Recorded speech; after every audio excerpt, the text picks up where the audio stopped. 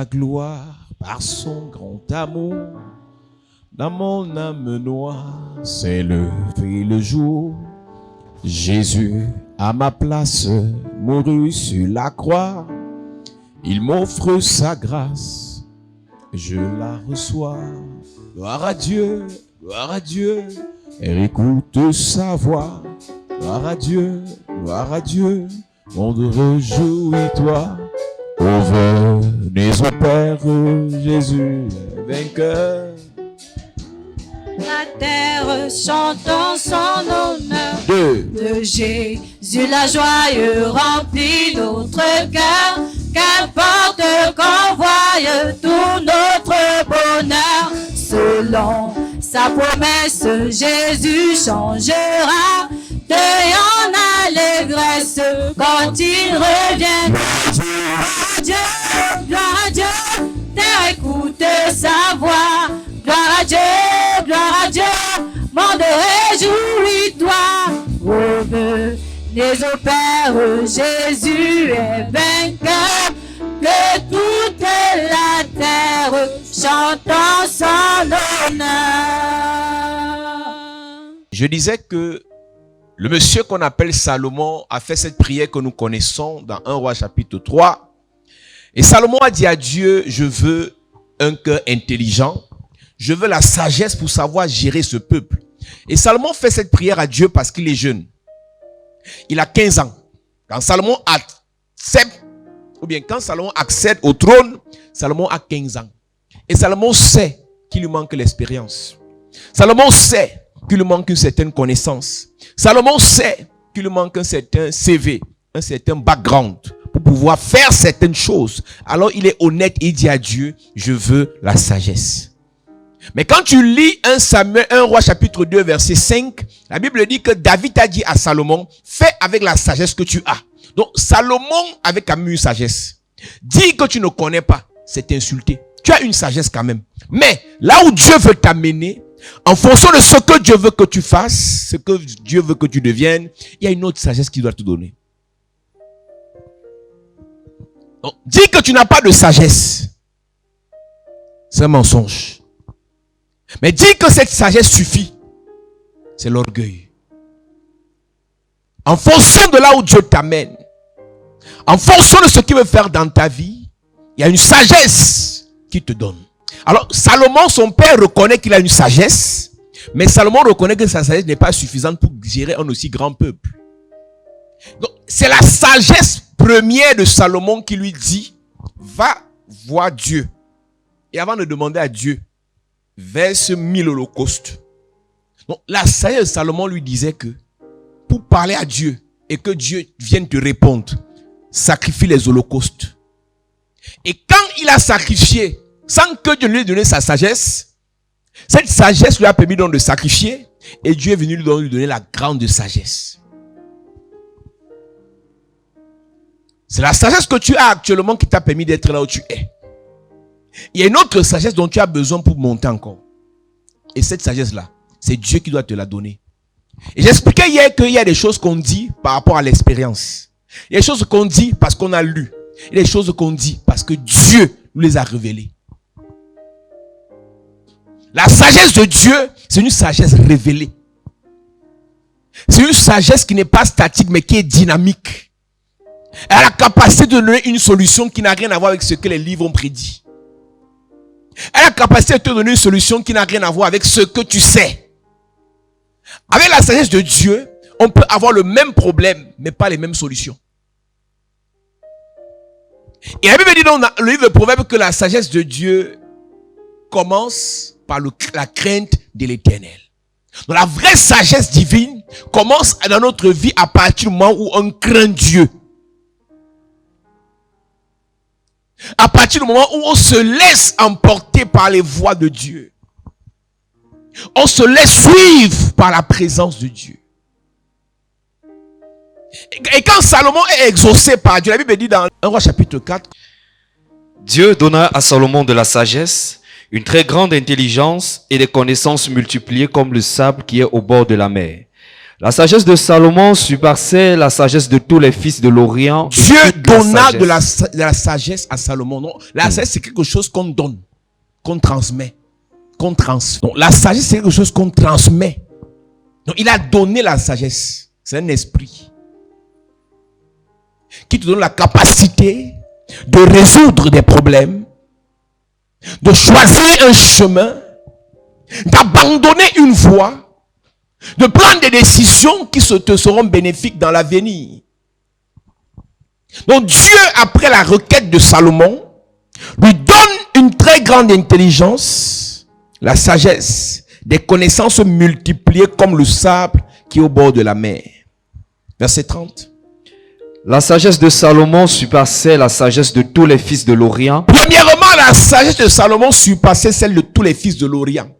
Et j'expliquais en passant, parce que c'est tout un séminaire sur lequel nous allons nous apaisantir dans la suite des temps, que la sagesse des fils de l'Orient, c'est cette sagesse qui leur donne la capacité d'étudier les astres, comme les rois mages. Les rois mages, avec leur sagesse, avaient la capacité de lire une étoile et de savoir ce que cette personne sera à partir de son étoile. Donc la sagesse de Salomon pouvait lire les étoiles. La sagesse de Salomon surpassait celle des Égyptiens. Nous lisons. Et toute la sagesse des Égyptiens. Les Égyptiens, c'est ceux-là qui construisaient les pyramides. Donc les bâtisseurs. Donc la sagesse de Salomon avait la capacité de bâtir, d'investir. Quand tu as la sagesse de Salomon, tu n'es pas de ceux qui veulent juste faire l'import-export et de dire, moi je vends les chaussures, moi je vends les habits. Tu prends de cet argent, de ce bénéfice, tu construis avec. Donc j'ouvre la parenthèse pour te dire ce soir que quand tu touches l'argent, tu as l'argent dans ton compte, tu fais les transactions financières, sache que l'argent a pour but de finir. Tout argent qu'on touche partira. Tout argent qu'on nous donne, nous serons appelés soit à donner ça de plein gré à quelqu'un d'autre ou de force. Parce que quelqu'un sera tombé malade, il y aura deuil. C'est pour ça que le secret de l'argent, c'est de l'investir. Tout argent que Dieu te donne a pour mission de te rendre riche. Et pour devenir riche, il faut bâtir. Il faut créer des choses qui te permettront d'avoir des richesses. Donc la sagesse des Égyptiens, c'est cette sagesse qui te fait, premièrement, investir. Deuxièmement, c'est une sagesse qui fait en sorte que ceux à qui tu as fait manger te servent. Parce que ce qu'on a vu sur le peuple d'Israël en Égypte, en esclavage, c'est justement la partie où ils travaillent dans les plantations. On n'a pas vu la partie où Joseph les a fait venir pour manger. Les Égyptiens ne sont pas venus chercher Jacob et ses enfants en Israël de force. Ils se sont déportés eux-mêmes parce qu'ils avaient faim. Ils partaient manger. Et en allant manger, la nourriture les a calés au cou. Le prochain pharaon qui est venu après Joseph a fait d'eux des esclaves. En disant, tout ce que vous avez mangé chez nous là, vous allez vomir ça. C'est aussi une forme de sagesse.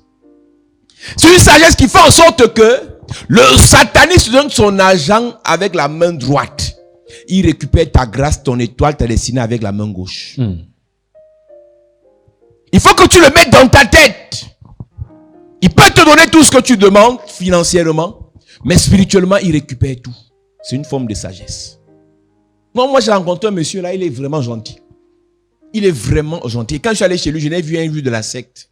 Je n'ai rien vu de la loge. Il est simple, il y a même une Bible au chevet de son lit. Il y avait un petit crucifix. Là, il t'a mis en confiance. Il t'a rassuré qu'il n'a aucun problème avec les affaires des églises. Donc si tu vas à l'église, il n'a pas de problème avec ça. Mais sache que c'est un sataniste. Ce qu'il va prendre dans ta vie là n'a rien à voir avec ce qu'il t'a donné. Donc ça, c'est la sagesse des Égyptiens. Il fait semblant de t'aider, mais par derrière, il te détruit.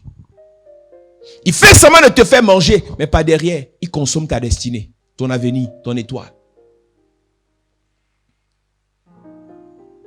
Et quand on va lire l'histoire de Salomon dans la suite, vous verrez qu'il y a beaucoup de personnes qui pensaient qu'il venait l'exploiter, exploiter sa sagesse, mais en retour, les biens qu'il donnait à Salomon le rendaient davantage riche. C'est une sagesse.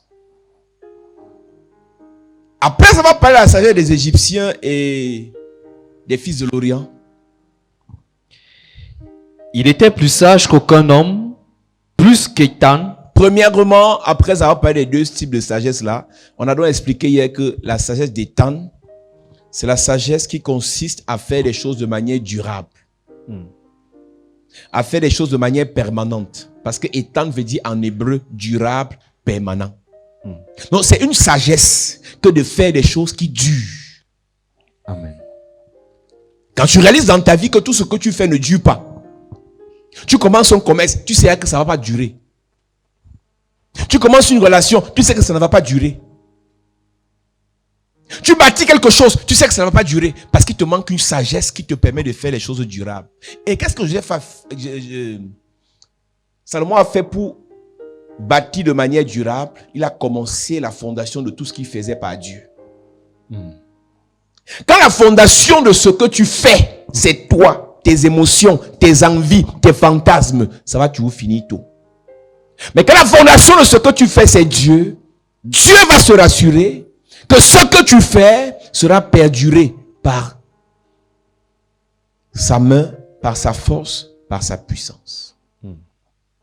Donc la première sagesse là, c'est une sagesse qui lui donnait la capacité de faire les choses durables. Amen. Après Étan, Les Rachites, plus qu'Éman. plus que Éman. Éman en hébreu veut dire fidèle. C'est une sagesse que de faire des choses et de demeurer fidèle à ta source. Beaucoup d'enfants de Dieu font semblant d'aimer Dieu parce qu'ils cherchent encore la vie. Ils cherchent encore l'argent. Ils cherchent le travail. Ils cherchent la nomination. Ils cherchent l'onction. Ils cherchent la guérison. Une fois qu'ils ont ce qu'ils veulent, ils démontrent à Dieu qu'ils étaient infidèles depuis la base. Foi rime avec fidélité. Avoir la foi en quelqu'un, c'est de demeurer fidèle à la personne. Avoir la foi en Dieu, c'est de demeurer fidèle à Dieu. Mais beaucoup d'entre nous, nous faisons semblant d'être fidèles à Dieu quand nous sommes à l'église. Mais hors de l'église, on maudit Dieu. La preuve, la plupart d'entre nous ce matin n'ont même pas prié. La plupart d'entre nous ce matin n'ont pas prié. D'autres prient parce que c'est une coutume, mais ne prient pas parce qu'ils croient vraiment que Dieu va faire. Il y a des gens qui croient à la puissance de la guérison de Dieu quand ils ne sont pas encore malades. Si on t'appelle là même que c'est pas erreur médicale, quand on te dit que tu as le VIH, tu vas commencer à pleurer. Tu pleures quoi? Alors que tu sais que ton Dieu guérit. Si on t'appelle là que tu as un début de cancer, tu vas commencer à pleurer. Tu pleures quoi? Alors que tu sais que ton Dieu guérit. Parce qu'en fait, tu ne crois pas que Dieu guérit. Tu crois qu'il guérit quand tu n'es pas malade. C'est un signe que tu n'es pas fidèle vis-à-vis de ton Dieu. Il y a d'autres personnes qui prouvent leur infidélité vis-à-vis de Dieu quand ils n'ont pas. Et quand ils ont, oh Seigneur, si tu me donnes, je vais faire. Si tu me donnes, je vais faire. Et quand ils ont, ils se rappellent que non, ils n'ont pas encore payé leurs factures, ils n'ont pas encore aidé leurs voisins, ils n'ont pas encore payé leurs habits, parce qu'en fait, à la base, ils ne sont pas fidèles. Et il dit dans sa parole, si tu es fidèle dans les moindres choses, je vais te confier les grandes. Et si tu es infidèle dans les moindres choses, tu n'auras pas de grandes. Donc la plupart d'entre nous, on a un problème d'infidélité envers Dieu, et c'est un manque de sagesse. La Bible dit que, oh, à celui qui peut faire par la puissance qui agit en nous au-delà de ce que nous pensons ou imaginons. Il peut faire tellement de choses qu'il a rencontré Abraham à 75 ans, il a béni Abraham à 99 ans. Donc pendant 24 ans, Abraham croyait en la fidélité de Dieu. Mais toi, en moins de 24 mois, tu as déjà maudit Dieu 15 fois. Il y a des gens qui sont là de corps, mais dans leur cœur, ils ont maudit l'église fatiguée. Ils ont maudit Dieu fatigué. Ils ont maudit l'homme de Dieu fatigué. Ils ont maudit la parole de Dieu fatigué. Parce qu'en fait, à la base, ils ne sont pas fidèles. Donc, c'est une sagesse que de demeurer fidèle à Dieu. Amen. Sois fidèle jusqu'à la mort et je te donnerai la couronne de vie. Une personne qui n'est pas fidèle vis-à-vis de Dieu ne peut pas régner de manière permanente. Après avoir parlé de Éman, nous lisons Calcol et Darda.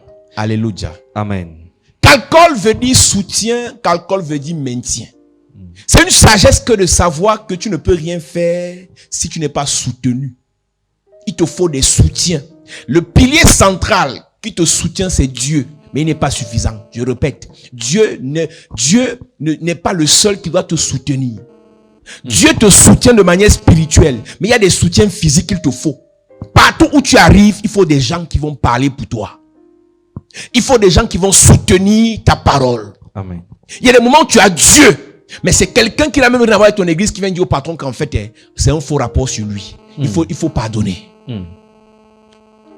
Donc, quand que tu pries, arrête de penser qu'il n'y a que Dieu. Je suis dans mon service, tout le monde est contre moi, je n'ai que l'Éternel avec moi. Tu as un problème. Fais tout pour aussi avoir des soutiens. Yes. C'est être sage que de dire il n'y a pas que Dieu. Je vous disais ici que Jésus n'était pas bête. Même à sa mort, aucun apôtre n'avait un tombeau pour lui. Aucun apôtre n'a porté sa croix. Joseph d'Arimathée était un soutien de Jésus, mais on ne le voyait pas. C'est à sa mort qu'on a su qui il était. On a su quelle était son importance. Quand on l'a arrêté et qu'on l'a mené à Golgotha, tous les apôtres ont fui. Même Pierre a dit, hey, moi je ne connais pas ce gars. C'est un gars, c'est vrai, on a marché de temps en temps, mais là, je crois que je me suis repenti d'avoir marché avec lui. Donc, il faut m'excuser. Mais Simon de Cyrène a porté la croix du gars. Il a aidé. C'est un soutien de Jésus. C'est fait preuve de manque de sagesse que de ne pas avoir des soutiens un peu partout. Quand Dieu suscite un homme de Dieu, il donne 3 types de personnes. Des ouvriers, des intercesseurs et des soutiens matériels et financiers. Des gens qui vont le financer. Il n'y a pas de ministère sans les 3 types de personnes. Et quand tu es dans un ministère, tu dois te classer dans au moins un groupe. Et quand tu es vraiment fils du ministère, tu dois être dans les 3 groupes. Ouvriers, intercesseurs et financiers. Là où Dieu t'amène, il a besoin, il doit toujours te donner des gens qui vont te soutenir. Amen. Nous sommes peut-être dans un pays de galère. Il n'y a pas le travail. Il n'y a pas le travail, on est d'accord. C'est dur. C'est un travail, on ne les paye pas. Mais Dieu peut mettre sur ton chemin des gens qui te soutiennent chaque fin du mois pour payer ton loyer. Qui t'aident. Parfois, même tu as le travail, ton salaire ne te permet pas de payer un tiers de tes charges. Mais c'est les soutiens qui te permettent de gérer ce genre de problème. Et ça là, il faut être sage. Donc même Jésus, et la Bible dit dans Luc chapitre 8, verset 1 à 3, que parmi les femmes qu'il avait guéries et délivrées, il y avait les femmes des riches, parmi laquelle la femme de l'intendant de Hérode. Donc Hérode n'est pas juif. Son intendant n'est pas juif. Donc la femme de l'intendant n'est pas juive. Mais Jésus marche avec elle. Yes. Pourquoi? Il y a l'argent. Mais nous, depuis qu'on a cru, on ne peut même plus appeler un cousin, un ancien collègue, dont le frère est. En 2010, notre aînée grande sœur a failli mourir. Un jour, un dimanche, elle tombe malade, elle a un palu bizarre. Le lendemain, lundi, ça devient compliqué. On l'amène à la clinique, la cathédrale, ici à Fouda. De là, elle ne parle plus. De là, elle est dans un coma bizarre. On l'amène à l'hôpital de la Caisse. On met les sondes, on fait tous les examens, c'est négatif. Mais les médecins, parce qu'ils sont dépassés, ne font que prescrire de nouveaux examens. Et elle est dans le coma depuis 2 ou 3 jours. On met tout par la sonde. Dès que le médecin sort de la salle, examen, examen, examen, examen. Et c'est là que son oncle appelle le ministre de la Santé. Et le ministre de la Santé donne l'autorisation qu'on la transfère à l'hôpital central. Et c'est l'hôpital central qu'on l'amène en réanimation qu'on peut découvrir que son mal était au cerveau. Et que le cerveau baignait dans l'eau. Il y a un liquide qui est entré dans son cerveau, on n'a pas compris dans sa tête, on n'a pas compris comment. Et le cerveau a commencé à baigner dans l'eau. Et pour qu'elle sorte de l'hôpital de la Caisse pour l'hôpital central, les médecins ont éteint les téléphones. Il a fallu que le ministre de la Santé appelle le directeur de l'hôpital de la Caisse. Et qu'il dépêche un autre médecin pour une autorisation pour qu'elle sorte. On amène le SAMU. Tout ce que vous raconte là, c'est pour vous dire qu'en fait, s'il n'y avait pas un soutien, elle serait morte là. Donc, n'apprécie pas ta pauvreté et ton manque de connexion et ton manque de soutien. Tu peux mourir, ce n'est pas ton temps. Aujourd'hui, cette fille, elle a été opérée. On a enlevé l'eau dans le cerveau. Elle travaille. Elle est cadre au port. Elle serait morte en 2010. On aurait perdu beaucoup. Donc, ne crois pas que parce que tu pries trop, tu jeûnes trop, tu aimes trop Dieu et tout le monde va te détester. Non. Il y a des gens qui doivent te détester, il y a aussi des gens qui doivent t'aimer. Amen. Il y a des gens qui doivent te refuser, d'autres aussi doivent te donner. Amen. Il y a une qualité de personne, on coupe le contact, et une qualité de personne avec qui on force le contact. Amen. On appelle ça la sagesse. Tu sais ce qu'on appelle la guerre de positionnement. Quand tu sors de l'église, tu finis de réciter Jésus sauve et guérit. Tu ouvres ton cerveau maintenant. Tu commences à réfléchir. Parce que la plupart d'entre vous dans les églises, c'est comme si on a éteint le cerveau. On vous a dit récitez seulement Alléluia, Amen, Alléluia, Amen, Alléluia, Amen, Alléluia, Amen. Et la vie n'a pas de sens. Rien ne bouge, rien ne décolle. Rien.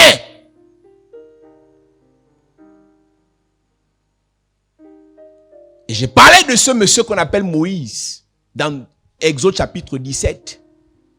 Dieu lui dit d'aller combattre Amalek. Il prend Josué. Il envoie Josué. Et lui reste prier. Et pendant qu'il prie, il se fatigue. Et Dieu lui dit, monsieur, assieds-toi sur la pierre. Et appelle Aaron et Hur. Et que les deux soutiennent tes mains. Et quand les deux vont soutenir tes mains, sache que Hur d'un côté veut dire caverne. Hur veut dire caverne, qui veut dire celui qui te cache, celui qui te couvre. Quel qu'en soit le niveau de grâce, de connaissance, d'intelligence, tu auras toujours besoin des gens qui vont te couvrir. Amen. Parce qu'il y a les jours où tu vas pécher. Et les jours où tu vas déranger. Mais ton Hur doit te couvrir. Amen. Mais quand tu es seul, tu vas dans une belle famille, tu es seul. Tu vas dans un travail, tu es seul. Aucun directeur ne peut parler en ta faveur. Tu n'as rien compris. Le jour où tu as commis une vraie faute, on te zigouille. On coupe ta tête. On te licencie. Parce que tu n'as personne. Tu n'as que Jésus. Jésus au ciel, assis à la droite de Dieu le Père. Autour de lui, les 24 vieillards, les archanges, les anges. On l'adore. Et on ne fait que lui dire, tu mérites l'honneur, la gloire, la richesse, la puissance, la protection. Et pendant ce temps, tu es ici sur la terre, tu dis, je n'ai que Jésus. Non, Jésus lui-même avait les gens sur la terre. Jésus n'était pas seul sur la terre. Son Père était là, les anges étaient là, les hommes et les femmes étaient aussi là. Pourquoi tu es seul? C'est toi le problème. Tu ne dois pas être seul. Il te faut des gens. Quand tu prends ton téléphone, tu as 1200 contacts. Il n'y a pas 500. Non. Il n'y a pas 20 qui peuvent te donner 100 000 si tu as un problème. Fais l'expérience. Ouvre ton téléphone et regarde les noms qui sont là. Il n'y a pas 20 personnes qui peuvent te donner 100 000 si tu as un problème grave. Je te libère de cette malédiction au nom de Jésus. Amen. J'amène jusqu'à toi des gens qui vont te donner, qui vont t'aider, qui vont te financer. Amen. Je prophétise et je déclare. Yes. Dieu te donne des vraies personnes. Amen. Des bonnes personnes. Amen. Des meilleures personnes. Amen. Donne-moi un amen. Amen. Alléluia. Amen. C'est bizarre. On n'a pas les gens qui peuvent nous aider. On n'a pas les gens qui peuvent nous soutenir. Tu n'as pas des personnes que tu peux appeler. On te dit, ouais, attends, je vois dans quelle minute tu as envoyé 2 millions là. Tu n'as pas la qualité d'ami là. En cas de problème, un 2 millions tombe. Un 300 000 tombe. Un 100 000 tombe. Un 50 000 tombe. Je te libère ce soir. Amen. Je te libère ce soir. Amen. Je te libère. Amen. Quelqu'un te dit, j'ai trouvé un réseau de voyage pour toi. Il te faut seulement le passeport. Le passeport est où alors? Oui. Qui va te donner l'argent pour faire le passeport? Non, le passeport c'est 75 000. C'est pas 75 000. C'est plus. 75 000 c'est le timbre. Mais il y a les réseaux. Il te faut un 150, 200, 300 000 pour le passeport. Qui va te donner ça? Elle dit, tu vis une vie bizarre.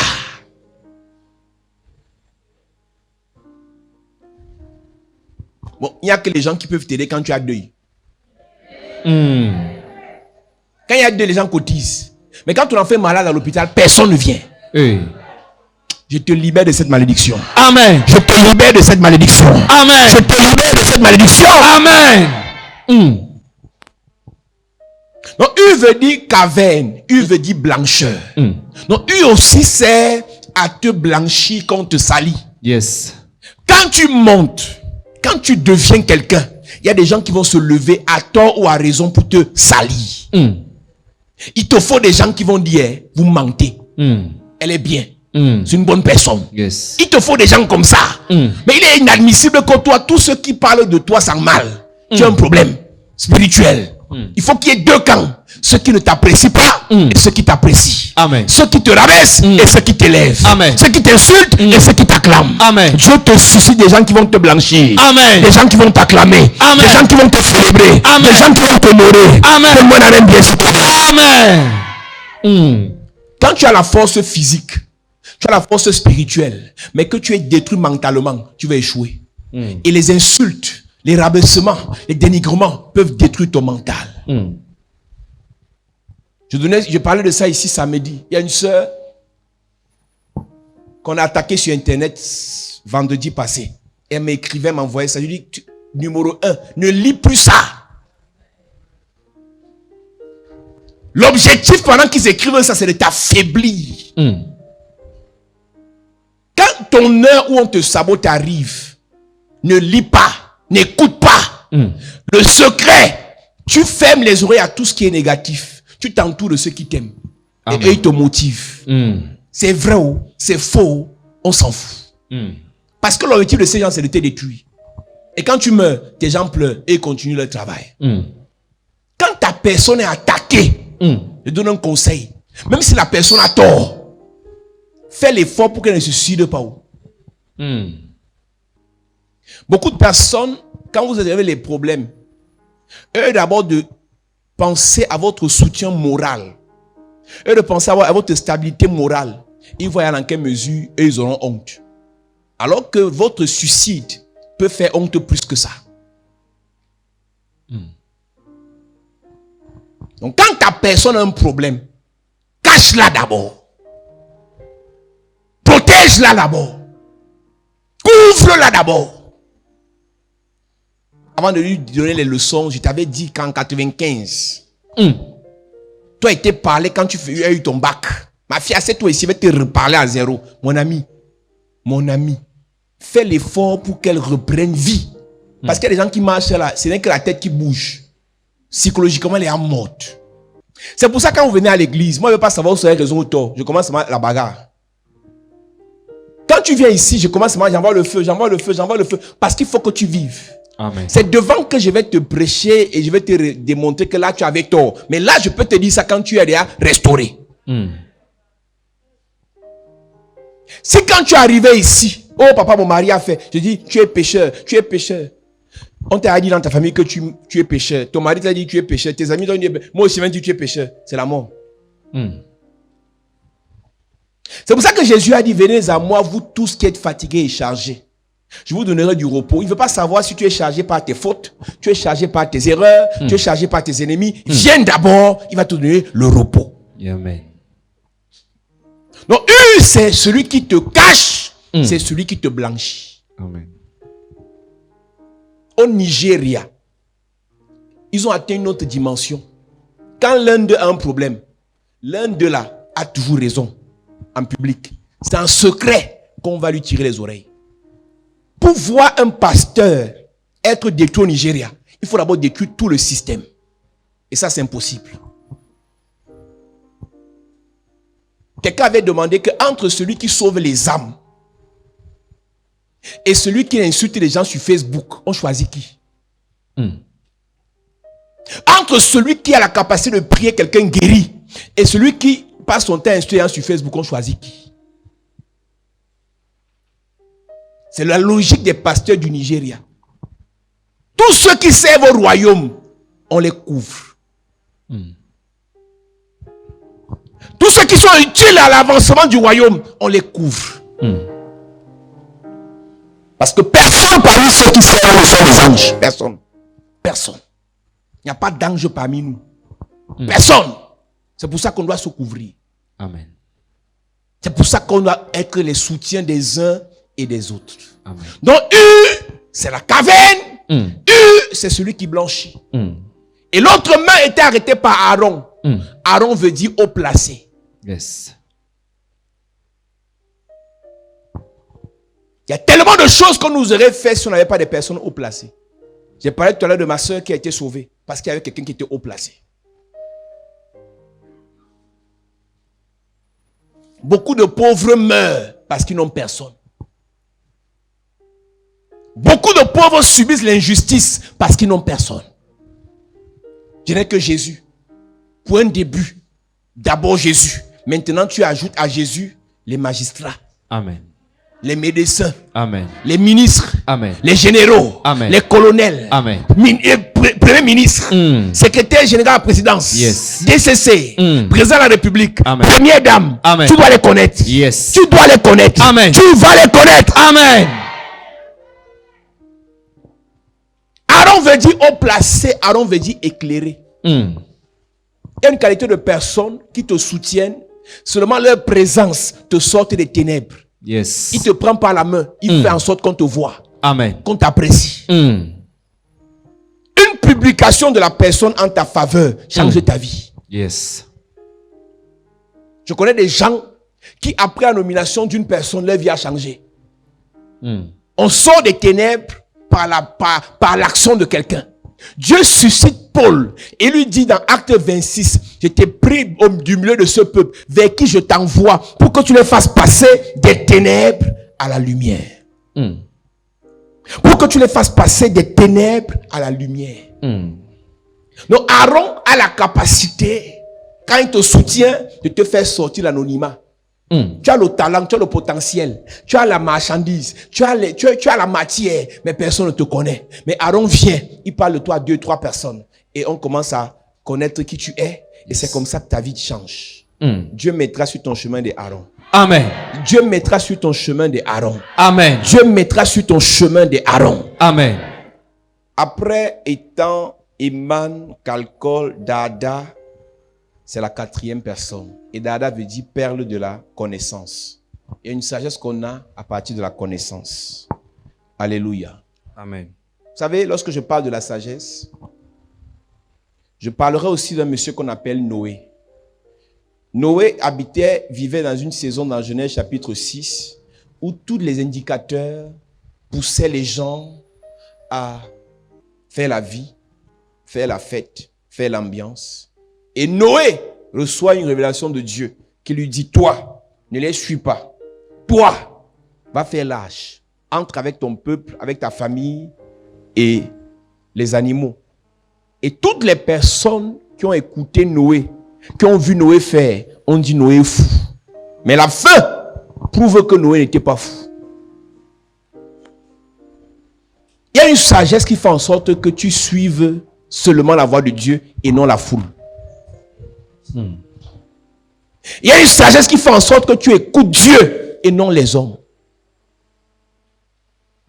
Ta famille dit qu'on se lave au village. Ta famille dit que c'est les marabouts, c'est les féticheurs. Mais Dieu te dit, ne mets plus tes pieds là-bas. Ça là, c'est la sagesse. Ça là, c'est la sagesse. Ce soir, je te parle de la sagesse de monsieur qu'on appelle Joseph. Lisons Genèse chapitre 39, à partir du verset 1. On fit descendre Joseph en Égypte, et Potiphar, officier de Pharaon, chef des gardes égyptiens, l'acheta des Ismaélites qui l'y avaient fait descendre. Joseph est acheté et Joseph est esclave, mais il n'est pas bête. Est-ce que tu sais qu'il y a des choses par lesquelles tu passes aujourd'hui, ce n'est pas un signe que tu es bête. C'est juste qu'on t'a imposé ça. Maintenant, c'est à toi de faire travailler ce que Dieu a déposé en toi pour sortir de là. Il y a une pauvreté, il y a un échec, il y a un célibat, il y a des blocages, non-accomplissement, humiliation que la vie t'impose. Mais tu peux briser ces chaînes par la sagesse de Dieu. Je l'ai dit au pasteur, quand tu as l'onction, tu as la parole. Le reste, ça dépend de toi. Quand tu as Dieu, tu as l'âme de Dieu. Le reste dépend de tes choix. Les lamentations et les pleurs que vous faites là, Dieu vous a déjà tout donné. Jésus a dit qu'il faut que je m'en aille et que je vous envoie quelqu'un, le Paraclétos. Il vous enseignera dans toutes les voies, dans toutes ses voies. Il vous enseignera toutes choses. D'où vient-il que vous, avec le Paraclétos, vos vies sont comme ça?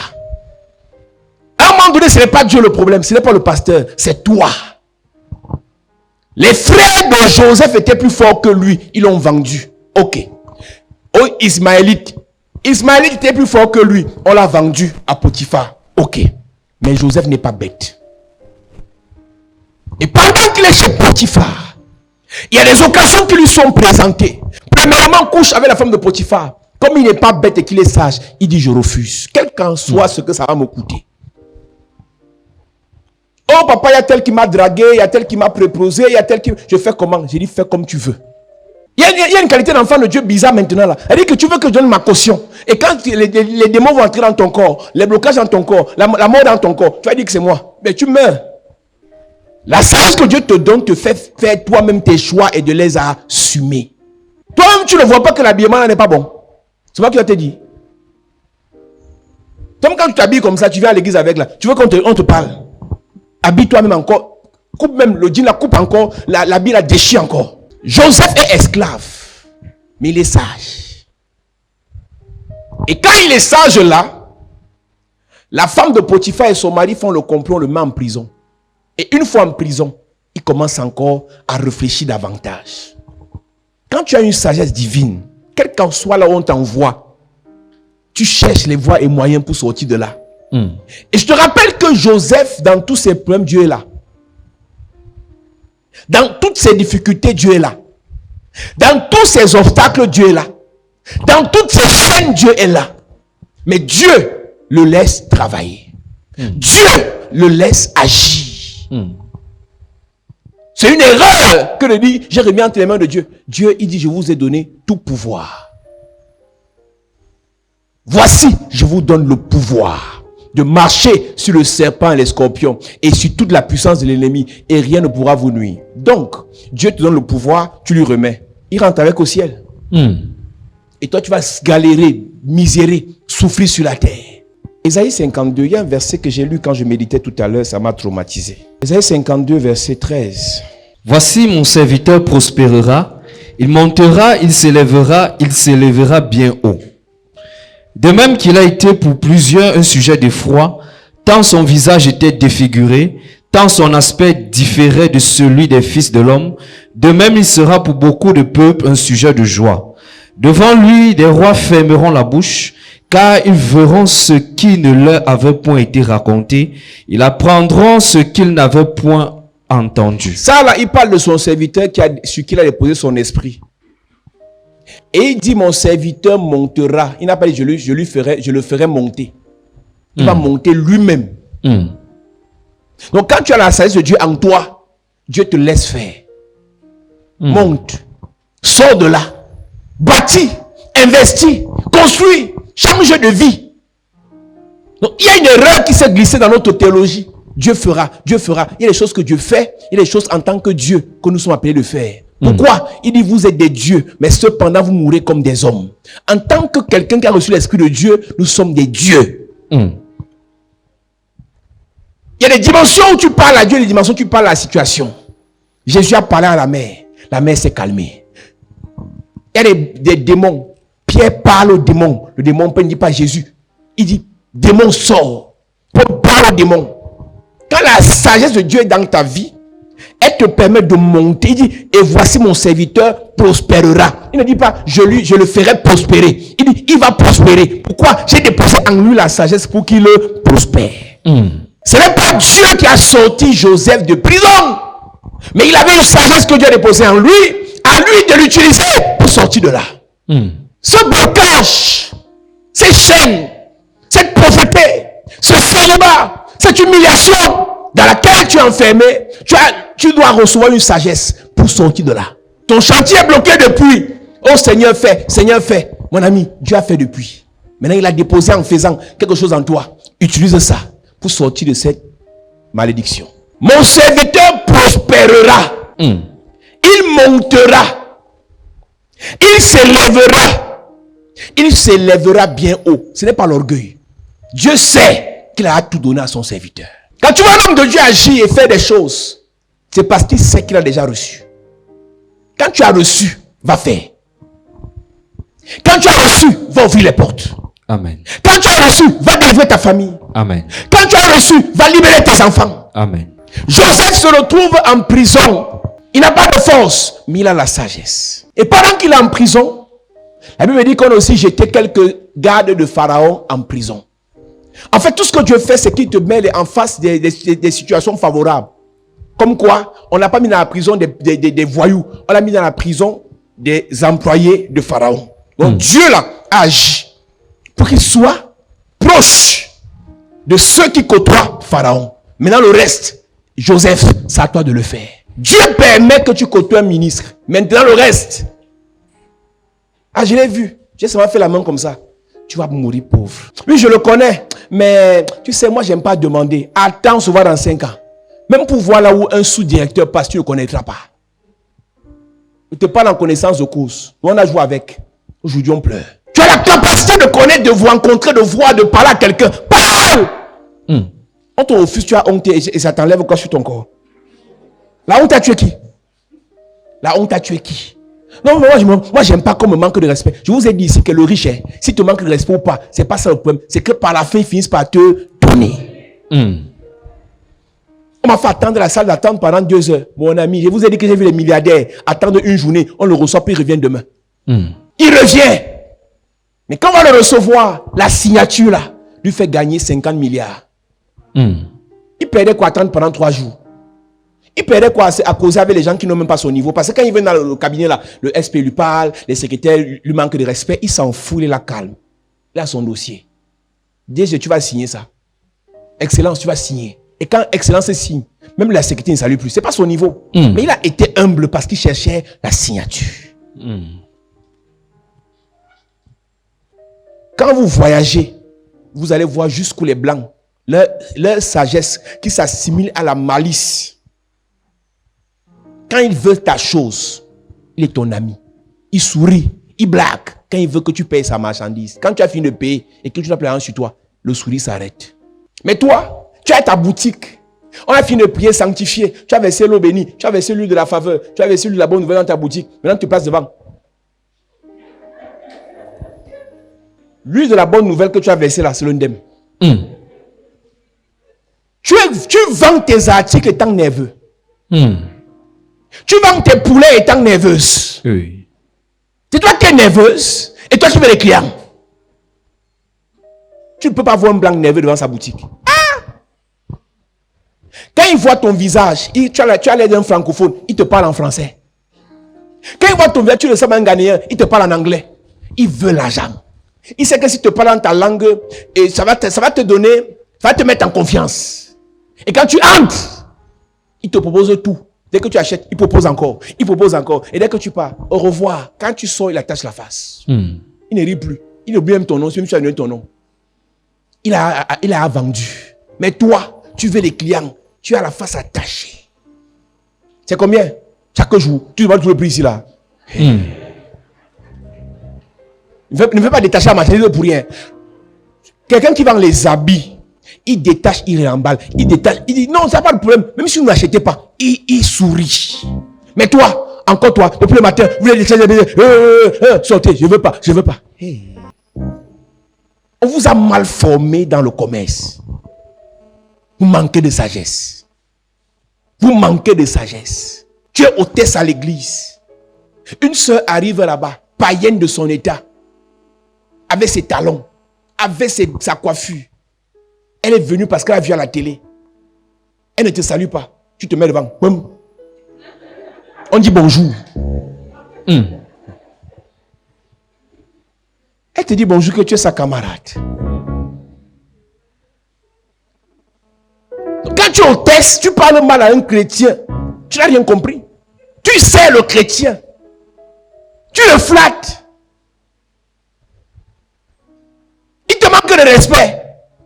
Tu le bénis. Parce que tu es là pour sauver son âme.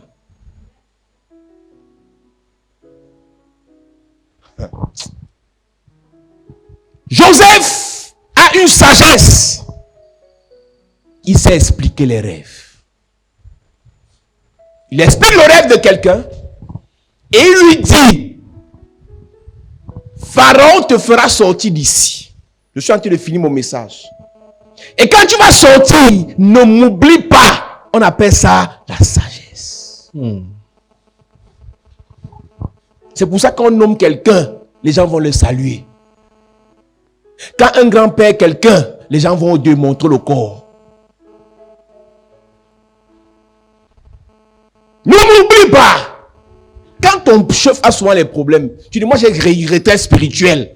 Mon ami, si ton boss a un problème, demande-moi la permission, tu pars. C'est lui qui te paye. C'est lui qui donne le salaire. Tu envoies la nouvelle au boss que j'ai retraite spirituelle et diacre. Et quand le boss demande, tel est où?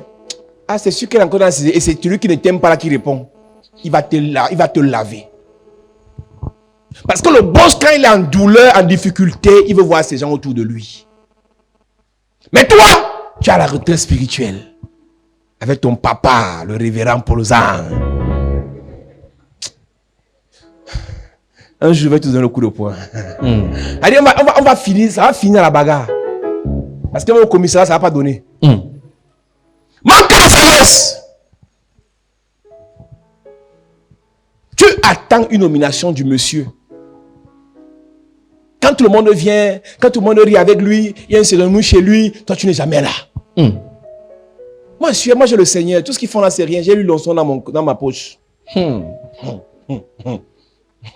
Pas que Jésus ait besoin de lui l'onction pour aller ses achats. Il était sage.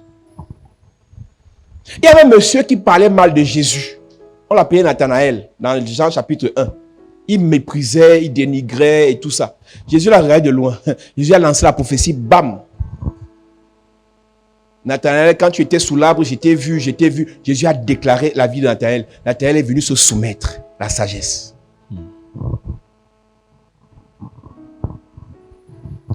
Joseph, il prophétise sur le gars, il explique son rêve. Et il lui dit, quand tu vas sortir de prison, ne m'oublie pas. Genèse 40, à partir du verset 12, il est écrit. Yes. Joseph lui dit, en voici l'explication. Les 3 serments sont 3 jours, encore 3 jours, et Pharaon relèvera ta tête et te rétablira dans ta charge. Tu mettras la coupe dans la main de Pharaon, comme tu en avais l'habitude lorsque tu étais son échanson. Mais souviens-toi de moi quand tu seras heureux. Mais souviens-toi de moi. Première prière qu'on fera ce soir, c'est une prière qui nous donnera la capacité de faire en sorte que les gens se souviennent de nous. Amen. Car il y a les gens qui savent oublier les pasteurs. Il y a tellement de gens à qui tu as fait du bien qui ont oublié. Ils vont se souvenir. Amen. Il y a tellement de gens à qui ton père, ta mère a fait du bien qui ont oublié. Ils vont se souvenir. Amen. Il y a tellement de gens qui t'ont fait des promesses, ils ont oublié. Ils vont se souvenir. Amen. Et ça, il te faut la sagesse pour que tu pries pour que ces gens se souviennent. Si tu as des besoins de dossier quelque part, il faut que tu aies la sagesse pour aller suivre le dossier. Tu as demandé l'aide à quelqu'un. Il faut que tu aies la sagesse pour savoir comment réintroduire la requête. Je ne t'ai pas oublié, il a oublié. Il n'a pas que ça dans la tête, il a oublié. Mais réintroduis ta requête. Reparle de ton problème. Redemande le travail. Redemande l'affectation. Reprends-moi ce verset, s'il te plaît. Mais souviens-toi de moi quand tu seras heureux, et montre, je te prie, de la bonté envers mon égard. Parle en ma faveur à Pharaon et fais-moi sortir de cette maison. Il faut que tu le saches. Il y a des choses où il n'y a qu'un homme qui peut parler en ta faveur auprès du roi. Pas Dieu. Quelqu'un peut aller parler en ta faveur auprès de la première dame. Pas Dieu. Quelqu'un peut aller parler en ta faveur auprès du SGPR. Pas Dieu. Quelqu'un peut aller parler en ta faveur auprès du MINFI. Pas Dieu. Quelqu'un peut aller parler en ta faveur auprès de ton père qui a l'argent. Pas Dieu. C'est Nathan qui a parlé en faveur de Salomon chez son père. C'est Nathan, l'ami de David. Le prophète intime de David a dit à David que Salomon est bon. Salomon est bon. Salomon est bon. Qui parle en ta faveur auprès de la personne? Quand tout le monde me déteste, tu mens. Tu es mal élevé. N'assimile pas ta mauvaise éducation au fait qu'un te déteste. Quand tu te rapproches des grands, sois humble. Le grand, c'est celui qui te dépasse. Exemple de ceux qui te dépassent. Il a l'argent plus que toi. C'est pas ça? Tu veux son argent, il ne te dépasse pas. C'est ton professeur, il ne te dépasse pas. Et ton enseignant, il ne te dépasse pas. Ta validation dépend de la note qu'il va te donner. Il ne te dépasse pas. C'est ton directeur, il ne te dépasse pas. Même si tu as les diplômes plus que lui, comme il a été nommé devant toi, il te dépasse. Il faut réfléchir. La vie, si vous allez échouer avec les versets bibliques dans la bouche. Tu finis de le verset biblique, mais tu n'as rien à manger. Tu récites le verset biblique, mais ta vie est bloquée. Tu récites les versets bibliques, mais célibat. Tu récites les versets bibliques, humiliation, pauvreté, misère. Pourquoi? Manque de sagesse. Joseph a Dieu. Joseph connaît Dieu. Il obéit à Dieu. Mais Joseph dit au monsieur, ne m'oublie pas. 1. Parle en bien de moi. 2. On va aussi prier pour que les gens, Dieu mette sur notre chemin des gens qui iront parler en bien de nous. Amen. Les gens pour parler en mal ne manquent pas. Ils sont partout. On les recrute sans payer. Ils n'ont pas de salaire. C'est leur travail. Mais il nous faut maintenant des gens qui vont aussi parler en bien. Amen. Comme les blanchisseurs. Non, ce frère est un bon frère. Il y a des filles, le frère va la draguer. Elle ne veut même pas entendre même que le Seigneur lui réponde. Elle barre. Mais quand une autre personne me dit que notre frère est bon, elle dit, ah bon. Il y a les gens qui leur parlaient bien. Tu n'as pas encore l'argent, mon frère. On peut soutenir ton dossier. Tu arrives. Quand tu auras l'argent, tu vas nous penser aussi. Qui a dit que tu as pas, tu peux pas te marier? Tu peux te marier, mon frère, si tu es sage. Ça, je te donne l'exemple de l'église. Là où tu vis, là où tu travailles, dans ta belle famille, il te faut des gens qui parlent pour toi. Yes. Joseph savait qu'à ce niveau-ci, celui-là pouvait parler pour lui. Et quand celui-là parlait pour lui, Pharaon a eu un rêve. Il a dit à Pharaon, et la Bible dit qu'il a fait 2 ans, il a oublié Joseph. Il a oublié. Il a oublié pendant 2 ans quoi en prison. Et quand Pharaon a eu le problème, on a appelé Joseph. Joseph a utilisé sa sagesse pour venir expliquer le rêve. Et la même sagesse qui a expliqué le rêve. Et Pharaon lui pose la question. On peut donc mettre qui? Il dit à Pharaon, c'est toi qui sais. Je vais te dire quelque chose. Dans le pouvoir, ne dis jamais que je peux. Dieu Bosque décide. Il y a des gens en prison parce qu'ils ont dit qu'ils pouvaient. C'est moi qui peux te remplacer. Ah bon, hein? Donc, c'est pour ça que tu étais là. Hein? Ils sont en prison, ils n'ont pas encore jugé leur cas. On a trouvé 2 ou 3 dossiers de détournement là. On a mis ça sur eux. Le vrai problème, c'est qu'ils ont dit qu'ils le pouvaient. Il y a des gens qui veulent aussi le pouvoir là. Mais ils sont en train de dire non, moi je veux pas, moi je veux pas, moi je veux pas. Dans aucun Seigneur faire alors qu'il me touche, ou faire alors qu'il c'est moi qui vois. C'est comme ça qu'on fait. On appelle ça la sagesse. Pas que tu commences à te préparer avec les cortèges. On voit seulement dans la ville comment tu as les cortèges. Ils sont en prison. Ils sont en prison. Manque de sagesse. Le roi vient encore. Tu commences à te préparer. Hey!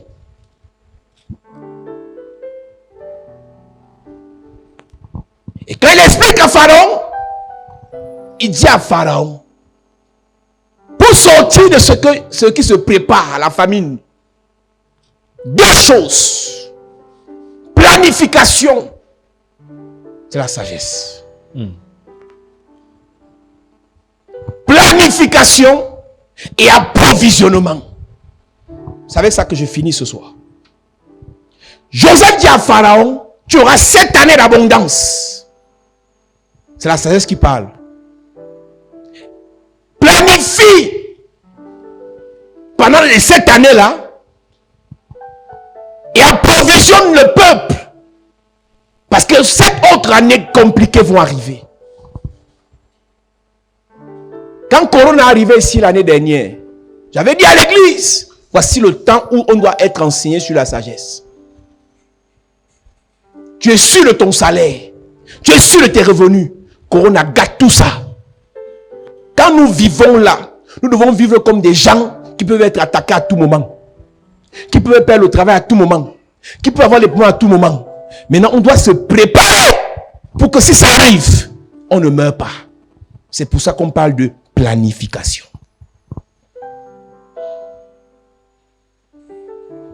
Tu vis comme un animal. Tu ne planifies rien. Tu ne programmes rien. Tu vis seulement comme ça. Si on me donne, je prends. Si l'argent entre, je mange. Si ça n'entre pas, je dors. C'est quelle vie ça? Pose-toi la question, quand le travail va finir, mes enfants vont manger quoi? Si on me licencie, si je perds ce travail, si je perds les connexions-ci, je rebondis comment? La sagesse de Joseph a dit souvenir 1. Parle pour moi 2. Planification 3. Approvisionnement 4. Ta vie est planifiée. Même si ça a des erreurs près. Mais tu as au moins planifié. Il y a des gens ici, s'il a le palu maintenant, il meurt parce qu'il n'a pas 30 000 cachés quelque part. C'est une vie ça. C'est une vie ça. Tu n'as plus une réserve, ce qu'on appelle la caisse noire, quelque part. C'est une vie. Parce que tu vas lire Matthieu 6, verset 34. Ne vous souciez pas du lendemain. Finis de réciter ça. Attends. Quand tu rends l'enfant, tu dis qu'il a mal au ventre et vomit seulement. Tu commences à appeler les gens, personne n'a l'argent. C'est férié. Tu vas te réveiller pour rien. Quand tu n'as pas encore les charges, ce que je prête, ça ne te concerne pas. Mais quand tu as les charges, planifie. Pas parce que tu as beaucoup d'argent aujourd'hui que tu dois tout dépenser.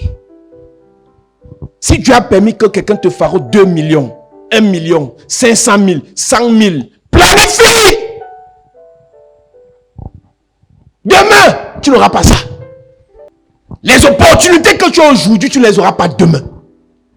Plus grave encore, la force physique que tu as aujourd'hui pour faire les choses, tu n'auras pas ça demain. La santé que tu as aujourd'hui pour faire les choses, tu n'auras pas ça demain.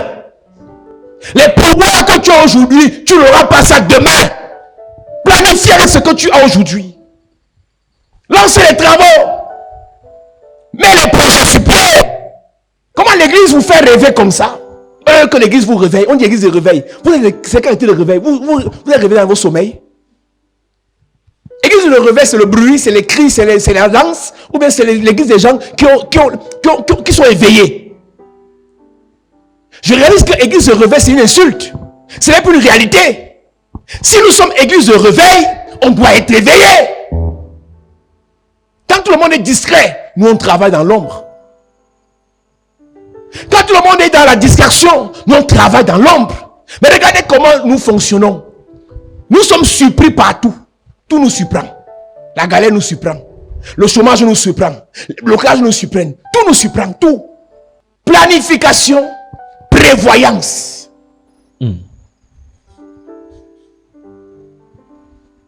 Quand Jésus prie pour Pierre, il dit Satan vous a réclamé pour vous tribler comme du froment. Quand tu seras affermi tes frères. Pourquoi? Parce que dans l'avenir, si vous n'êtes pas affermi, il va vous détruire. Cher pasteur, quand vous priez pour les frères et les sœurs, prévoyez que les gens vont venir les détourner.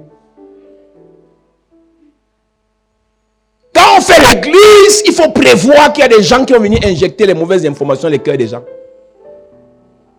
Il y a des gens ici là, vous ne savez pas ce qu'ils ont comme information dans le cœur. Tu crois seulement que c'est encore église pour eux. Mais pour eux, ils sont en enfer. Leur vie est au cimetière. Pendant qu'on croyait que la soeur était à l'église hôtesse,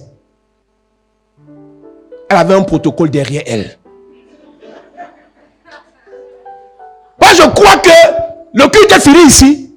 Parfois, ça se passe ici, là, quelque part. Parfois, c'est vers la route du cimetière, là. Tu les vois seulement marcher ensemble. 1, 2, 1, 2, 1, 2. Ils portent le sac de la sœur. C'est là que le vrai culte se passe souvent en rentrant. Et le pasteur ici, il est en train de chasser les démons sur 2 ou 3 personnes. Voilà les vrais démons qu'il fallait chasser là-bas. Tu ne vas pas chasser. Après, on comprend, les gens ne viennent plus à l'église. Il y a des gens à l'église qui font un travail. Ils ne sont pas assis là tous pour goût Dieu. Et c'est pour ça que le pasteur doit être éveillé. Il doit être prévoyant. Sinon, il perd l'église. Sinon, il perd une âme. Et c'est à lui que Dieu va demander les comptes. Qu'as-tu fait de la sœur telle? Mais elle était hôtesse. Non, elle était diacre, non, mon ami. Dans les diacres là, il y avait le diacre des diacres.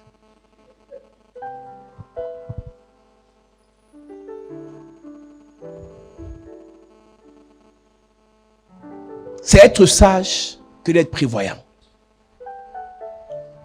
C'est d'être sage que d'anticiper. Proverbe chapitre 6 dit, va vers la fourmi paresseuse. Elle n'a ni chef ni maître, mais elle amasse sa nourriture pendant l'été.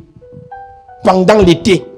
Parce qu'elle sait que pendant l'hiver, en été, le jour peut partir jusqu'à 20h, 21h, 22h, parfois minuit, il fait jour. Donc il travaille. Mais pendant l'hiver, la nuit peut venir même vers 15h. Il fait froid. On ne sort pas trop. On est à la maison pour faire les enfants. Et pour faire les enfants, pour les nourrir pendant que tu as fait les enfants pendant l'hiver, il faudra avoir gardé la nourriture pour les enfants là pendant l'été. Aujourd'hui, tu veux faire les enfants. Aujourd'hui, tu veux te marier. Aujourd'hui, tu veux bâtir un foyer. Est-ce que tu as réservé? Est-ce que tu t'es approvisionné pendant l'été? Aujourd'hui, tu veux la nomination. Est-ce que tu t'es chargé d'onction pendant l'été? Aujourd'hui, tu veux la gloire, la grandeur, la richesse. Est-ce que tu as reçu pendant l'été?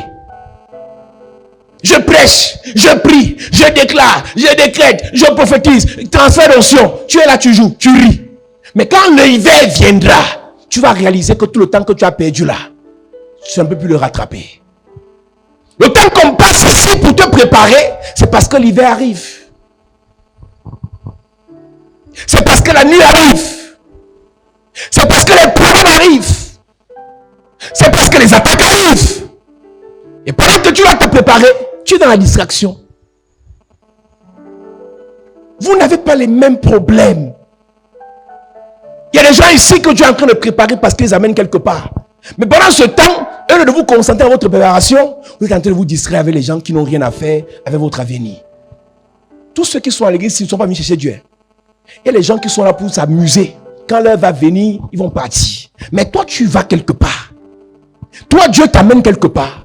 Et de te concentrer, de te focaliser sur là où Dieu t'amène, tu viens jouer.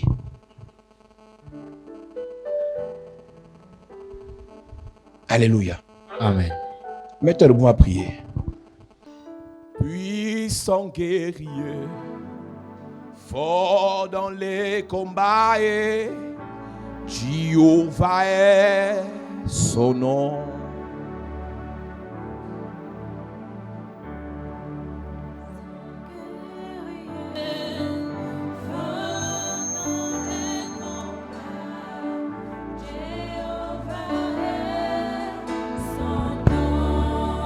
Oh puissant guerrier, yeah, yeah. Dans les combats,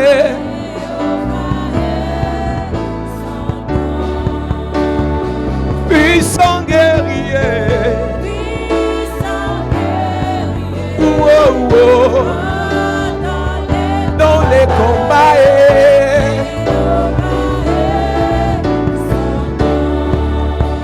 Père au nom de Jésus. Père au nom de Jésus. Père au nom de Jésus. Père au nom de Jésus. Donne-moi l'onction. Donne-moi l'onction. La grâce. La grâce. Pour que des gens. Pour que les gens se souviennent de moi. Se souviennent de moi. Pendant que je prie. Pendant que je prie. En claquant les mains. En claquant les mains. L'onction du souvenir. Yes. Les directeurs. Yes. Les ministres. Yes. Les grands. Yes. Doivent se souvenir de moi. Amen. Doivent se souvenir de moi. Amen. Élève ta voix et prie. Élève ta voix et prie. Prie ce soir. Prie ce soir. Prie ce soir.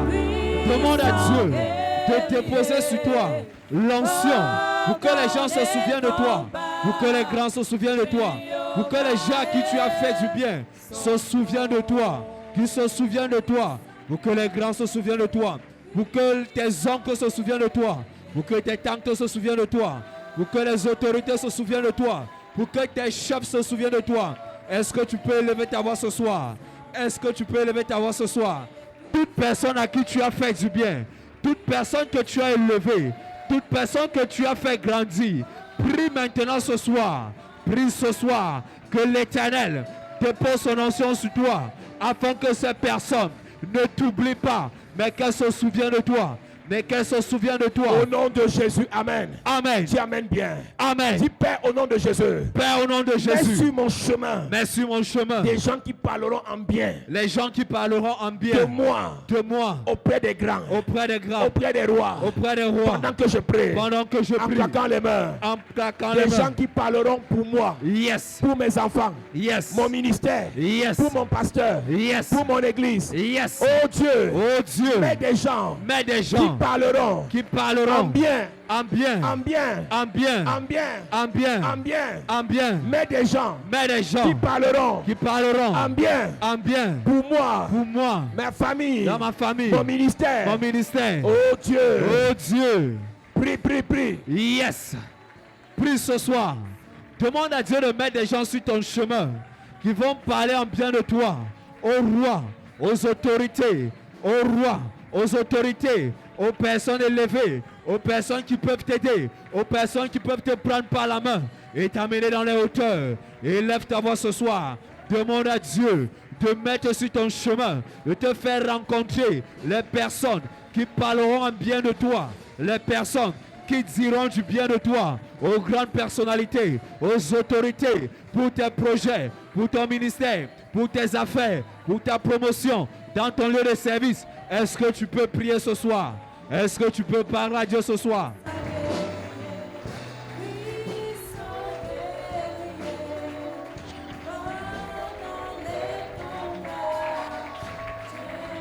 Au nom de Jésus, amen. Amen. Dis amen bien. Amen. Dis Père au nom de Jésus. Père, au nom de Jésus. Donne-moi la sagesse. Donne-moi la sagesse. De la prévoyance. De la prévoyance. De la planification. De la planification. Pendant que je prie. Pendant que je prie. En claquant les mains. En claquant les mains. Donne-moi la sagesse. Donne-moi la sagesse. De la prévoyance. De la prévoyance. De la planification. De la planification. Pendant que je prie. Pendant que je prie. Pendant que je prie.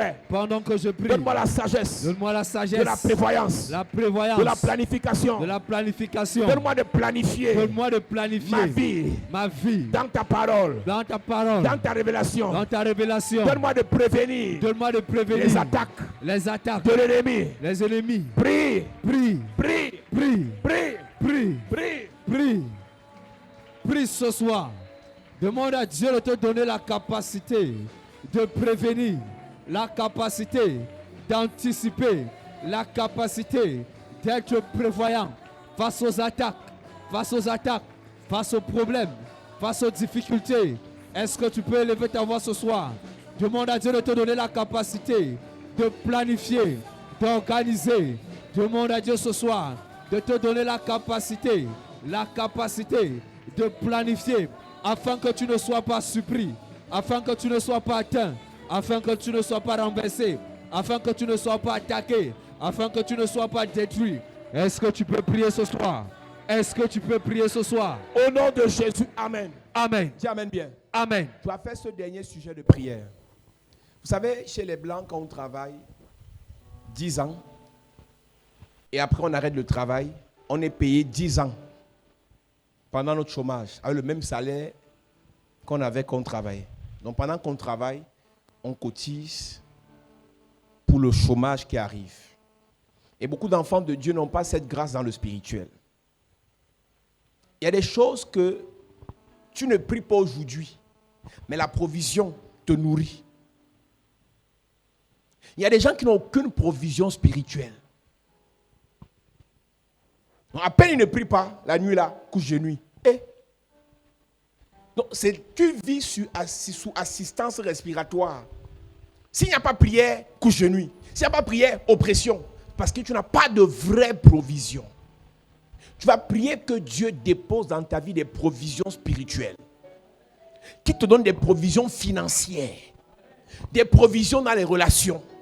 Quand Élie faisait les chichis, Dieu lui a dit, j'ai une provision de 7000 hommes qui n'ont point fléchi le genou devant Jézabel. Tu te faut des provisions de personnes. Quand tu n'auras personne, tu auras les gens là. Il te faut des provisions financières. Quand tu n'auras pas de salaire, l'argent vient. Parfois, ça peut venir de tes économies, ça peut venir des gens à qui tu as fait du bien un jour et se rappellent de toi. Et pour ça, on doit activer ça dans le spirituel. Dis Père au nom de Jésus. Père, au nom de Jésus, Dépose dans ma vie dépose dans ma vie l'onction, l'onction, la puissance des provisions. des provisions. Pendant que je prie, Pendant que je prie, en claquant les mains, en claquant les mains, pendant que je prie, pendant que je en prie, claquant les mains, en claquant les mains, l'onction des provisions, l'onction des provisions, des provisions, des provisions, des provisions, des provisions, des provisions. des provisions. Dépose ce soir l'onction des provisions. Dépose dans ma vie l'onction des provisions. L'onction des provisions. Oh Dieu, remplis ma vie ce soir. Remplis-moi ce soir de l'onction des provisions. Pendant que je prie, pendant que je prie, pendant que je prie. L'onction des provisions. Yes. En termes de puissance, Hey, en termes de matériel, hey, en termes d'argent. hey. L'onction des provisions. Yes. Prie, prie, prie, prie, prie. Prie ce soir. Élève ta voix et prie. Élève ta voix et prie. Demande à Dieu l'onction des provisions. L'onction des provisions. Pour tes projets, tes finances, ta famille. Demande à Dieu de le déposer. Demande à Dieu de le déposer. Dans ta vie cette onction. Dans ta vie cette onction. Afin que tu ne sois pas dans le manque. Afin que tu ne sois pas dans la sécheresse. Prie ce soir. Au nom de Jésus, amen. Amen. Lève tes mains. Père, je prie par ta grâce, dans cette atmosphère, que tu délivres chacun de nous. Donne-nous la sagesse, l'onction, pour que des gens se souviennent de nous. Amen. Il y a des gens à qui on a fait du bien, à qui les membres de nos familles ont fait du bien. Il y a des gens à qui toi, Seigneur, tu as parlé en bien de nous. Ils nous ont oubliés. Donne-nous, donne-leur de se souvenir de nous. Amen. Je prie que tu suscites dans nos vies des gens qui parleront en bien pour nous. Amen. Auprès des rois, auprès des grands, auprès des chefs, Amen. auprès des puissants, Amen. auprès de ceux qui doivent nous faire du bien. Amen. Attire jusqu'à nous ceux qui parleront en bien de nous, ceux qui parleront en bien pour nous. Amen. Je prie, Père, que tu nous donnes la sagesse de la planification. Donne-nous de planifier en se tenant sur ta parole et ta révélation. Yes. Et je prie, Seigneur, que tu déposes sur nos vies l'onction de la provision. Amen. La provision surnaturelle. La provision surnaturelle. Amen. Dépose l'onction dans la vie de chacun de nous afin qu'on obtienne des provisions. Amen. Et nous serons attaqués, mais nous aurons la victoire. Amen. Mais nous aurons la victoire. Amen. Parce que la provision est en nous maintenant. Amen. Je prie pour toute personne que Dieu est en train d'élever. La provision est déposée dans ta vie. Amen. Toute personne que Dieu est en train de positionner. Hey. Toute personne que Dieu est en train d'honorer. Reçois l'onction Reçois. de la provision. Reçois. L'onction Reçois. de la provision. Reçois. La provision pour la protection. Reçois. La provision pour la guerre. Reçois. La provision pour le combat spirituel. Reçois. La provision dans les finances. Reçois. La provision pour ton mariage. Reçois. La provision dans ta belle famille. Reçois. La provision dans ton travail. Reçois. La provision dans ta nomination. Reçois. La provision dans la promotion. Reçois. La provision pour ton ministère. Reçois. Tu ne seras pas vidé par un démon. Jamais. Tu ne seras pas vidé par un sorcier. Jamais. Reçois la provision. Reçois. Reçois la provision. Reçois. Reçois la provision. Reçois. Reçois la provision. Reçois. Tu rencontreras les sorciers, mais ils ne vont pas te vider. Amen. Tu rencontreras les patrons satanistes, Hey. ils ne vont pas te détruire. Amen. Parce que tu as la provision. Yes. Tu as la provision. Yes. Tu as la provision. Yes. Tu as la provision. Yes. Tu as la provision. Yes. Je prie et je prophétise Hey. par la grâce et par l'onction de Dieu. Yes. Tout mal prévu contre ta vie Hey. sera frappé. Amen. Sera frappé. Amen. Avant que tu ne sois attaqué, Hey. je mets autour de ta vie Yes. des boucliers anti-imprécation, Amen. anti-incantation. Amen. Ils vont lancer les flèches contre toi, Hey. mais ça va retourner contre eux. Retour. Ils vont rentrer les flèches contre tes enfants, Hey. ça va retourner contre eux. Retour. Des flèches contre ta famille, Hey. ça va retourner contre eux. Retour. Des flèches contre ce ministère, Hey. ça va retourner contre eux. Retour. Reçois l'onction de la provision. Je reçois. Reçois l'onction de la provision. Je reçois. Reçois l'onction de la provision. Je reçois. Reçois la puissance. Je reçois. Le feu. Je reçois. Le pouvoir. Je reçois. L'autorité. Je reçois. Le pouvoir. Je reçois. L'autorité. Je reçois. Je vois une personne ici Hey. qui t'ont déjà vendu. Michael. Mais tu n'arrives pas à mourir Hey. à cause de l'onction qui est en toi. Michael. Je prophétise. Yes. Celui qui t'a vendu Hey. est vendu ce soir. Amen. Celui qui a dit que tu es mort, Hey. je renvoie ça sur lui. Retour. Celui qui a signé Hey. ta mort, Michael. j'écris son nom. Yes. J'écris son nom. Yes. J'écris son nom. Yes. J'écris son nom. Yes. Je prophétise. Yes. Celui qui a signé Hey. ton accident, Hey. je renvoie ça sur lui. Retour. Celui qui a signé Hey. le poison sur toi, Retour. je renvoie ça sur lui. Retour. Celui qui a signé Hey. une maladie incurable pour toi, Retour. je renvoie ça sur lui. Yes. Je prophétise. Hey. Avant que tu ne sois attaqué, Yes. tu es déjà protégé. Amen. Avant qu'on ne te maudisse, Hey. tu es protégé. Amen. Avant qu'on ne te détruise, Hey. tu es protégé. Amen. Avant qu'on ne te cible, Hey. tu es protégé. Amen. Tu es protégé. Amen. Tu es protégé. Amen. Tu es protégé. Amen. Tu es protégé. Amen. Avant que la réunion de sorcellerie ne se tienne, avant qu'on ne convoque ton âme, Hey. je prophétise. Yes. Celui qui le fera, Hey. c'est lui qui sera livré. Amen. C'est lui qui sera livré. Amen. C'est lui qui sera livré. Amen. C'est lui qui sera livré. Amen. C'est lui. Amen. Je prie pour toi et tes enfants. Yes. Avant que ton enfant Hey. ne soit livré dans la cage des lions, je prophétise. Yes. Ton Dieu le protège déjà. Amen. Ton Dieu le garde déjà. Amen. Ton Dieu la garde déjà. Amen. Ta famille est gardée. Amen. Tes enfants gardés. Amen. Tes projets gardés. Amen. Ton ministère gardé. Amen. Ta destinée gardée. Amen. Ton ministère gardé. Amen. Chapelle de la grâce gardée. Amen. Au nom de Jésus-Christ. Amen. L'onction qui descend sur toi te préserve pour l'avenir. Yes. Te préserve pour le futur. Amen. Te préserve pour ton devenir. Amen. Les sorciers Eh. que tu vas rencontrer vont rencontrer le feu Amen. qui est dans ta vie maintenant. Dans quelques années, Yes. dans quelques mois, Eh. Dieu va t'élever. Amen. Aucun malheur ne t'arrivera. Amen. Tu ne mourras pas avant ton temps. Jamais. Tu ne mourras pas d'accident. Jamais. Tu ne mourras pas de poison. Jamais. Tu ne mourras pas de maladie incurable. Jamais. Tu ne mourras pas par brutalité. Jamais. Tu ne mourras pas par fusillade. Jamais. Tu ne mourras pas par assassinat. Jamais. Tu ne mourras pas. Jamais. Le Seigneur te préserve Amen. avant les attaques. Yes. Le Seigneur te garde Amen. avant les attaques. Yes. Le Seigneur te garde Amen. avant les attaques. Amen. Que l'onction et la grâce de Dieu descendent dans ta vie. Amen. Remplissent ta vie. Amen. Préserve ta vie. Amen. Sécurise ta vie. Amen. Au nom de Jésus-Christ. Amen. Amen bien Amen. à cette église.